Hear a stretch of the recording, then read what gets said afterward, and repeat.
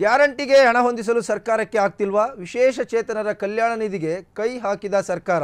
ವಿಶೇಷ ಚೇತನರ ಕಲ್ಯಾಣ ನಿಧಿಯಿಂದ ಶೇಕಡ 80ರಷ್ಟು ಕಡಿತ. ವಿಶೇಷ ಚೇತನರನ್ನು ಬೆಂಬಲಿಸುವ ಯೋಜನೆಗಳಿಗೆ ಮೀಸಲಿಟ್ಟಿದ್ದ ಹಣ.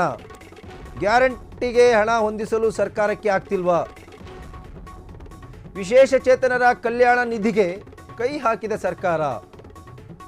ವಿಶೇಷ ಚೇತನರ ಕಲ್ಯಾಣ ನಿಧಿಯಿಂದ ಶೇಕಡ 80ರಷ್ಟು ಕಡಿತ. ವಿಶೇಷ ಚೇತನರನ್ನು ಬೆಂಬಲಿಸುವ ಯೋಜನೆಗಳಿಗೆ ಮೀಸಲಿಟ್ಟಿದ್ದ ಹಣ ಇದು. ಸರ್ಕಾರದ ನಿರ್ಧಾರಕ್ಕೆ ರಾಷ್ಟ್ರೀಯ ಅಂಧರ ಒಕ್ಕೂಟ ಗರಂ ಆಗಿದೆ. ಗ್ಯಾರಂಟಿಗೆ ಹಣ ಹೊಂದಿಸಲು ಈಗ ಸರ್ಕಾರಕ್ಕೆ ಆಗ್ತಾ ಇಲ್ವಾ? ಪ್ರತಿಯೊಂದು ಕಡೆನೂ ಹೋಗಿ ಕೈ ಹಾಕ್ತಿದೆಯಾ ಸರ್ಕಾರ ಅಂತ. ವಿಶೇಷ ಚೇತನರ ಕಲ್ಯಾಣ ನಿಧಿಗೆ ಕೈ ಹಾಕಿದ ಸರ್ಕಾರ. ವಿಶೇಷ ಚೇತನರ ಕಲ್ಯಾಣ ನಿಧಿಯಿಂದ ಶೇಕಡ 80ರಷ್ಟು ಹಣವನ್ನು ಈಗ ಕಡಿತ ಮಾಡಲಾಗಿದೆ. ವಿಶೇಷ ಚೇತನರನ್ನು ಬೆಂಬಲಿಸುವ ಯೋಜನೆಗಳಿಗೆ ಮೀಸಲಿಟ್ಟಿದ್ದ ಹಣ ಅದು. ಸರ್ಕಾರದ ನಿರ್ಧಾರಕ್ಕೆ ರಾಷ್ಟ್ರೀಯ ಅಂಧರ ಒಕ್ಕೂಟ ಗರಂ ಆಗಿರ್ತಕ್ಕಂಥದ್ದು.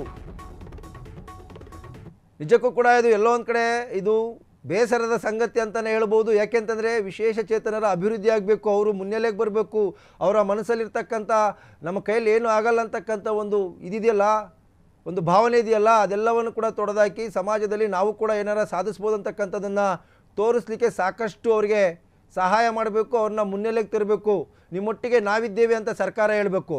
ಆದರೆ ಇಲ್ಲಿ ಗ್ಯಾರಂಟಿಗೆ ಹಣ ಒದಗಿಸುವ ವಿಚಾರಕ್ಕೋ ಅಥವಾ ಇನ್ಯಾವುದೋ ವಿಚಾರಕ್ಕೋ ಅವರ ನಿಧಿಯಿಂದ ಶೇಕಡ 80ರಷ್ಟು 10% ಅಲ್ಲ, 20% ಅಲ್ಲ, 80% ಕಡಿತ ಮಾಡಿದರೆ ಇದು ನಿಜಕ್ಕೂ ಕೂಡ ಅನ್ಯಾಯ. ಯಾಕೆಂತಂದರೆ ವಿಶೇಷ ಚೇತನರನ್ನು ನಾವು ಮುನ್ನೆಲೆಗೆ ತರಬೇಕು, ಅವರ ಅಭಿವೃದ್ಧಿಯನ್ನು ಮಾಡಬೇಕು. ಇವತ್ತು ರಾಷ್ಟ್ರೀಯ ಅಂತಾರಾಷ್ಟ್ರೀಯ ಮಟ್ಟದಲ್ಲಿ ಭಾರತವನ್ನು ಅತ್ಯಂತ ಎತ್ತರದ ಮಟ್ಟಕ್ಕೆ ಗೌರವವನ್ನು ತಂದುಕೊಟ್ಟಂತಹ ಒಲಿಂಪಿಕ್ಸ್ ಪಂದ್ಯಗಳಲ್ಲಿ ವಿಶೇಷ ಚೇತನ ಸಾಧನೆ ಮಾಡಿದ್ದಾರೆ. ನಿಜಕ್ಕೂ ಕೂಡ ಅದೊಂದು ಪ್ರಶಂಸನೀಯ ಸಂಗತಿ. ಅವರಿಗೆ ಮತ್ತಷ್ಟು ನಾವು ಅವರಿಗೆ ಸಹಾಯವನ್ನು ಮಾಡಿ ಅವರಿಗೆ ಮತ್ತಷ್ಟು ಮುಂದಕ್ಕೆ ಅವರಿಗೆ ಹೋಗಲಿಕ್ಕೆ ನಾವು ಅನುವನ್ನು ಮಾಡಿಕೊಟ್ರೆ, ಯೋಜನೆಗಳನ್ನು ರೂಪಿಸಿದ್ರೆ ನಮ್ಮ ದೇಶದ ಕೀರ್ತಿ ಪತಾಕೆಯನ್ನು ಜಗತ್ತಿನ ಮಟ್ಟದಲ್ಲಿ ಮತ್ತಷ್ಟು ಅತ್ಯಂತ ಎತ್ತರಕ್ಕೆ ತೆಗೆದುಕೊಂಡು ಹೋಗೋದರಲ್ಲಿ ಯಾವುದೇ ಅನುಮಾನ ಇಲ್ಲ. ಅಂತಹ ವಿಶೇಷ ಚೇತನರ ಕಲ್ಯಾಣ ನಿಧಿಗೆ ಸರ್ಕಾರ ಕೈ ಹಾಕಿದೆ ಅಂದರೆ ನಿಜಕ್ಕೂ ಕೂಡ ಇದು ಶೋಚನೀಯ ಪರಿಸ್ಥಿತಿ. ಯಾವ ಪರಿಸ್ಥಿತಿಗೆ ಬಂದಿದೆ ಸರ್ಕಾರ ಅಂತ. ಚೆನ್ನಾಗಿರೋರ ಹತ್ರ ಕಿತ್ಕೊಂಡು ಚೆನ್ನಾಗಿಲ್ಲದೆ ಇರೋರು ಕೊಡೋದು ಕಾಮನ್, ಅದು ಸಹಜವಾಗಿ ಎಲ್ಲರೂ ಕೂಡ ಹಂಗೆ ಮಾಡ್ತಾರೆ. ಆದರೆ ಕೈಕಾಲು ನೆಟ್ಟಿಗಿದ್ದು ದುಡ್ಕೊಂಡು ಓಡಾಡೋರಿಗೆ ನೀವು ಗ್ಯಾರಂಟಿ ಕೊಡೋಕ್ಕೋಸ್ಕರ ಪಾಪ ವಿಶೇಷ ಚೇತನರ ಹಣವನ್ನು ದುರ್ಬಳಕೆ ಮಾಡ್ಕೊಳ್ಳೋದು ಎಷ್ಟು ಮಟ್ಟಿಗೆ ಸರಿ? 23-24ರ ಹಣಕಾಸಿನ ವರ್ಷದಲ್ಲಿ 54 ಕೋಟಿ ಮೀಸಲು, 24-25ನೇ ವರ್ಷದಲ್ಲಿ ಕೇವಲ 10 ಕೋಟಿ ಮೀಸಲು. ನೋಡಿ, 54 ಕೋಟಿ ಮೀಸಲಿಟ್ಟಿದ್ರಂತೆ, ಈಗ ಕೇವಲ 10 ಕೋಟಿ. ಬಜೆಟ್ ಕಡಿತದಿಂದ ಹಲವರಿಗೆ ಕಾದಿದೆ ಸಂಕಷ್ಟ. ಸರ್ಕಾರಕ್ಕೆ ಫೆಡರೇಷನ್ನಿಂದ ಸುದೀರ್ಘ ಪತ್ರ. ಅನ್ಯಾಯ ಮತ್ತು ಅಭೂತಪೂರ್ವ ಎಂದು ಟೀಕೆ. ವಿಶೇಷ ಚೇತನರ ಸಬಲೀಕರಣ ಎಲ್ಲಿ ಸಿದ್ದರಾಮಯ್ಯನವರೇ ಅಂತ ಪ್ರಶ್ನೆ ಕೇಳ್ತಿದ್ದಾರೆ ಜನ. ಗ್ಯಾರಂಟಿಗಾಗಿ ಇದಕ್ಕೂ ನೀವು ಕೈ ಹಾಕಿದ್ದೀರಾ? ಎಂಥ ಪರಿಸ್ಥಿತಿ ಬಂತು ಸರ್ಕಾರಕ್ಕೆ ಅಂತ. 2023-24ರ ಹಣಕಾಸು ವರ್ಷದಲ್ಲಿ 54 ಕೋಟಿ ಮೀಸಲಿಟ್ಟಿದ್ರು ವಿಶೇಷ ಚೇತನರಿಗೆ ಬಜೆಟ್ನಲ್ಲೇ. 2024-25ನೇ ವರ್ಷದಲ್ಲಿ ಕೇವಲ 10 ಕೋಟಿ. ಬಜೆಟ್ ಕಡಿತದಿಂದ ಹಲವರಿಗೆ ಕಾದಿದೆ ಸಂಕಷ್ಟ. ಸರ್ಕಾರಕ್ಕೆ ಫೆಡರೇಷನ್ನಿಂದ ಸುದೀರ್ಘ ಪತ್ರ. ಅನ್ಯಾಯ ಮತ್ತು ಅಭೂತಪೂರ್ವ ಅಂತ ಟೀಕೆ ಮಾಡಿದ್ದಾರೆ. ವಿಶೇಷ ಚೇತನರ ಸಬಲೀಕರಣ ಎಲ್ಲಿ ಸಿದ್ದರಾಮಯ್ಯನವರೇ, CM ಅವರೇ, ಮುಖ್ಯಮಂತ್ರಿಗಳೇ ಅಂತ ಕೇಳ್ತಿದ್ದಾರೆ.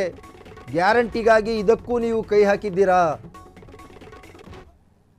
2023-24ರ ಸಂದರ್ಭದಲ್ಲಿ ಆ ಒಂದು ಬಜೆಟ್ನಲ್ಲಿ 54 ಕೋಟಿಯನ್ನು ಮೀಸಲಿಡಲಾಗಿತ್ತು. ಆದರೆ ಇದೀಗ 2024 ಮತ್ತು 25ನೇ ವರ್ಷದಲ್ಲಿ ಕೇವಲ 10 ಕೋಟಿ ಮೀಸಲಿಟ್ಟಿದ್ದಾರೆ ಅಂತಕ್ಕಂಥ ಮಾಹಿತಿ ಸಿಕ್ಕಿದೆ. ನೀವು ಗ್ಯಾರಂಟಿಗಾಗಿ ವಿಶೇಷ ಚೇತನರ ನಿಧಿಗೂ ಕೈ ಹಾಕಿದ್ರಾ?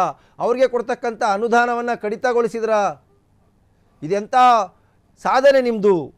ಅನ್ಯಾಯ ಮತ್ತು ಅಭೂತಪೂರ್ವ ಅಂತ ಟೀಕೆ ಮಾಡ್ತಿದ್ದಾರೆ. ವಿಶೇಷ ಚೇತನರನ್ನು ಸಬಲೀಕರಣ ಮಾಡಬೇಕು, ಅವರ ಎಂಪವರ್ಮೆಂಟ್ ತುಂಬ ಮುಖ್ಯ ಸಮಾಜಕ್ಕೆ, ಅವರ ಸಾಧನೆಗಳು ತುಂಬ ಮುಖ್ಯ ಸಮಾಜಕ್ಕೆ ಅಂತ ಎಲ್ಲರೂ ಹೇಳ್ತಿದ್ದಾರೆ. ಆದರೆ ಇಲ್ಲಿ ಅವರಿಗೆ ಮೀಸಲಿಡ್ತಕ್ಕಂಥ ನಿಧಿ ಏನಿದೆ ಯೋಜನೆಗಳಿಗೆ, ಅದನ್ನು ನೀವು ಕಡಿತಗೊಳಿಸ್ತಿದ್ದೀರಾ. ಇನ್ನು ಸಾಕಷ್ಟು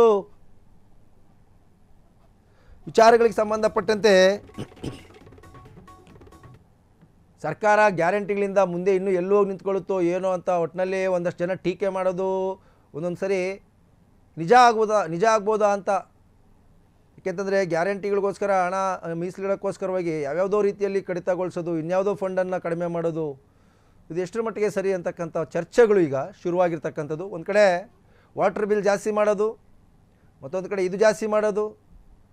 ಈಗ ವಿಶೇಷ ಚೇತನರ ಕಲ್ಯಾಣ ನಿಧಿಗೆ ಕತ್ತರಿ ಹಾಕಿದ್ದಾರೆ ಗ್ಯಾರಂಟಿಗಾಗಿ ಅನ್ನೋ ಒಂದು ಸುದ್ದಿ ಕೇಳಿಬಂದಿದೆ. ಇದಾಗದೇ ಇರಲಿ ನಿಜ ಅಂತಕ್ಕಂಥದ್ದು ನಮ್ಮ ಆಶಯ. ಈ ಸುದ್ದಿ ನಿಜ ಆಗದೇ ಇರಲಿ ಅನ್ನೋದು ನಮ್ಮ ಆಶಯ.